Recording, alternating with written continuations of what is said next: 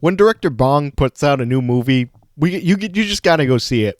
Right? Like, that's just the rule, I think. So, Mickey 17, the new film from the brilliant filmmaker Bong Joon Ho, is finally out and is a very unique experience, to say the least. Bong Joon Ho is the filmmaker behind Parasite, The Host, Memories of Murder, Snowpiercer, just all, like, a bunch of amazing films. And his newest film follows Mickey Barnes, who lives in the not-too-distant future and joins a space colonizing guild as a quote-unquote expendable. An expendable being someone whose job is to die over and over again so that the rest of humanity can survive and adapt and learn from his deaths. But luckily for Mickey, he is revived, or I guess cloned, after each time he dies. But what happens when they clone him before he dies? And thus we have our movie. There we go. That's the plot. This is based on a book called Mickey 7, written by Edward Ashton, that I admittedly have not read. But those who have also said that this film is a completely different beast. So I don't know. You go see it if you've read the book. First and foremost, this is a Bong Joon Ho movie through and through. One of the things he's best known for as a director is being able to blend contrasting genres and tones in a way that makes them feel seamless and doesn't feel jarring. Memories of Murder, for example, is like if Zodiac was also a dark comedy where the cops just drop kick people every 5 seconds.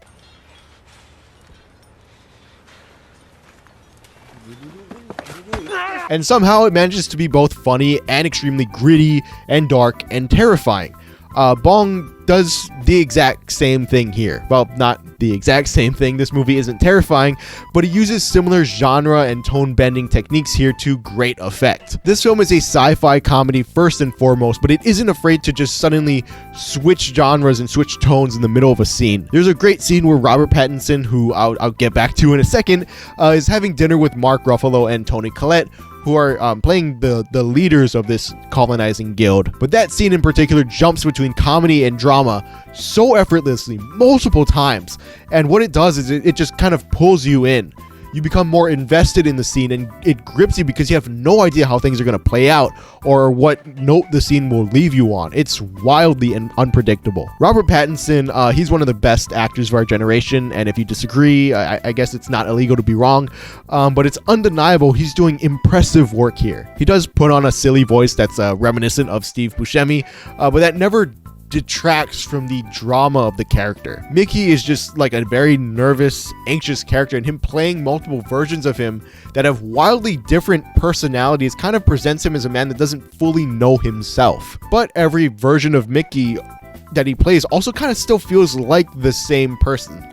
It's a remarkable thing he's doing in this film. Like most of director Bong's filmography, this film is a criticism of capitalism, but there's also a lot here about love and learning to fully love yourself, even the parts you hate or want to suppress. Mickey 17, the main Mickey we follow for most of the film, is anxious and lacks any kind of self-confidence, whereas Mickey 18 is much more brash and borderline psychotic. It can be interpreted as Mickey 18 is the id wanting to enact on Mickey's repressed anger. Mickey 17 is the superego that's trying to stick to his morals, with the central journey for both characters being to find that middle ground and create the quote-unquote ego for Mickey. I can see his journey being very, very moving for a lot of audience members, and I really like the note the film leaves. I really like the journey that Mickey goes on and where they leave him off by the end of the film. Just that journey of self-actualization I thought was really, really powerful. The film also manages to be incredibly timely, with Mark Ruffalo feeling very comparable to Donald Trump in his mannerisms. I can't say for certain if that's what he was going for, but I wouldn't be surprised if that was the case. My only gripe with this film is that I'm not sure if everything comes together in a very satisfying way. There's a lot of plot threads that are just kind of left unanswered, and a bunch of side characters in the film that were built up to be major players they just kind of disappear in the film's third act. I don't think it's as strong as director Bong's other films, but the fact that I still really enjoyed it says a lot about how strong of a filmmaker he is. So yeah, I really liked it. I'm giving this 4 stars out of 5. I will never be upset about a brand new Bong Joon Ho film, and neither should you. I do think this film is worth checking out. But yeah, have you guys seen Mickey 17? This review is a little bit late, but if you have seen it, let me know what you guys thought of it in the comments below. I'd love to hear what you guys thought of it, and yeah, I'll see you guys next time.